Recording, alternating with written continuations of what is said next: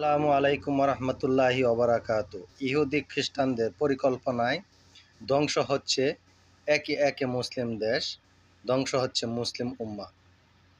যেমন 2001 সালে টুইন টাওয়ারে হামলার অভিযোগে উসামা বিন লাদেনের সন্ধানে আফগানিস্তানে হামলা করে ধ্বংস করে দেয় পুরো আফগানিস্তান। 2003 সালে গণবিধ্বংসী অস্ত্রে মজুদ আছে ইরাকে, এই অজুহাতে ইরাক আক্রমণ করে আমেরিকা ও তার মিত্ররা। সর্বশেষ জানায় তাদের গোয়েন্দা রিপোর্ট বলছিল কোনো মরণবিধ্বংসী অস্ত্র ছিল না ইরাকের হাতে। শহীদ করা হয় সাদ্দাম হোসেনকে। একই সালে আমেরিকার সহযোগিতায় সিসি গণহত্যা চালিয়ে মুসরিকে ক্ষমতাচ্যুত করে ক্ষমতার দখল নেয়।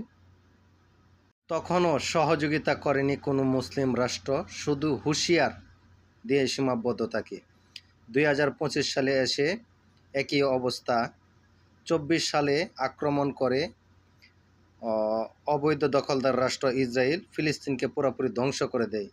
25 সালে এসে বিনা উস্কানিতে হামলা করে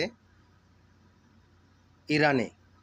এককভাবে পেরে উঠতে না পেরে আমেরিকাকে ডাকছে। এখনও কোনো মুসলিম রাষ্ট্র সহযোগিতা করে না, ঘুমিয়ে আছে তারা, পাপকর্ন ও খেপসা খাচ্ছে তারা।